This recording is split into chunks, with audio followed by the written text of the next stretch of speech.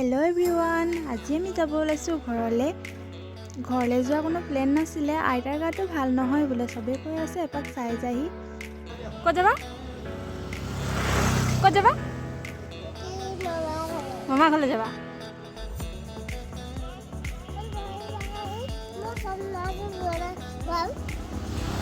ক'ত ভাবা পিন্ধি লোৱা। শ্ৰেয়াঞ্চে পাপাৰ লগত বাইকত উঠি বহি আছে।